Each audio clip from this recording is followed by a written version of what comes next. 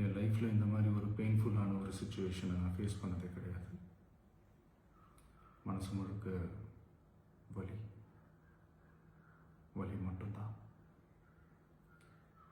இந்த சுற்றுப்பயணத்தில் என்னென்ன மக்கள் பார்க்க வராங்க, அதுக்கு ஒரே ஒரு காரணம் தான், அவங்க என் மேலே வச்சிருக்கிற அன்பும் பாசமும். அந்த அன்புக்கும் பாசத்துக்கும் நான் எப்பவும் கடமைப்பட்டிருக்கிறேன்.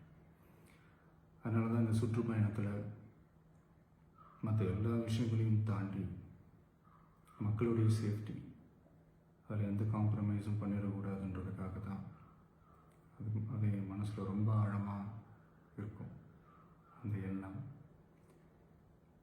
அதனால தான் இந்த அரசியல் காரணங்கள் எல்லாத்தையும் தவிர்த்துட்டு ஒதுக்கி வச்சுட்டு மக்களுடைய சேஃப்டி மட்டும் மைண்டில் வச்சுக்கிட்டு அதுக்கான இடங்களை சூஸ் பண்ணுறது, அதுக்கான இடங்களை பார்த்து பர்மிஷன் கேட்குறது, போலீஸ் டிபார்ட்மெண்ட்டில் அதை ரிக்வெஸ்ட் பண்ணி கேட்போம்.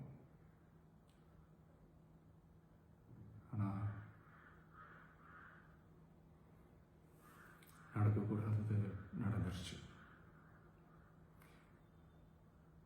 நானும் மனுஷன் தானே. அந்த நேரத்தில் அத்தனை பேர் பாதிக்கப்பட்டு இருக்கும்போது எப்படி அந்த ஊரை விட்டுட்டு என்னால் கிளம்பி வர முடியும்?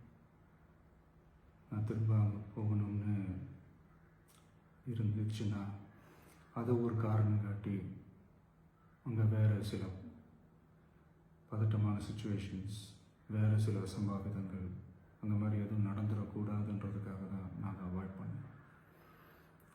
இந்த நேரத்தில் சொந்தங்களை இழந்து தவிக்கிற அத்தனை குடும்பங்களுக்கும் என்னுடைய ஆழ்ந்த இரங்கலை தெரிவிச்சுக்கிறேன். எனக்கு தெரியும், என்ன சொன்னாலும் இது ஈடையாகாதுன்னு எனக்கு தெரியும். ஹாஸ்பிட்டலில் ட்ரீட் பண்ணிகிட்ருக்கிற எல்லாருமே சீக்கிரமாக க்யூர் ஆகி வரணுன்றதை இந்த நேரத்தில் நான் வேண்டிக்கிறேன். கூடிய சீக்கிரமே உங்கள் எல்லாரையும் நான் சந்திக்கிறேன். இந்த நேரத்தில் எங்களுடைய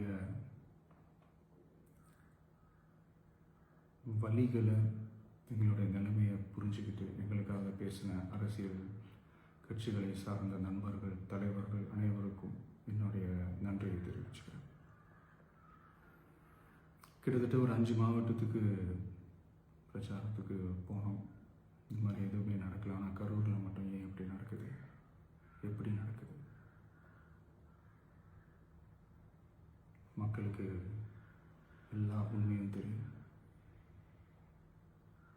மக்கள் எல்லாத்தையும் பார்த்துக்கிட்டு இருக்கிறாங்க.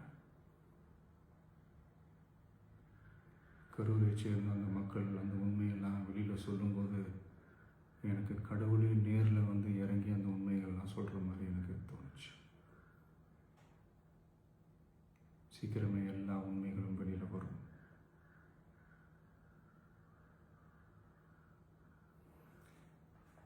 எங்களுக்கு தரப்பட்ட இடத்துல நாங்கள் போய் அந்த அந்த ஸ்பாட்டில் நின்று நாங்கள் பேசிட்டு வந்தோம். அதை தாண்டி எந்த தவறும் எங்கள் சைடில் நாங்கள் எதுவும் செய்யலை.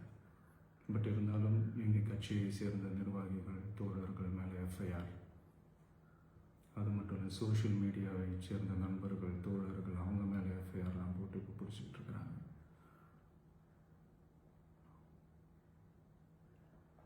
சிஎம் சார்,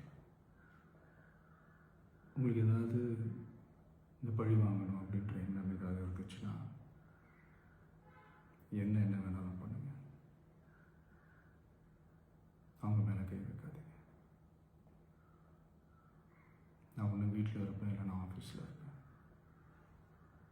என்ன வேணாலும் செய்யுங்க. நண்பர்களே, தோழர்களே, நம்மளோட அரசியல் பயணம் இன்னும் ஸ்ட்ராங்காக, இன்னும் தைரியத்தோட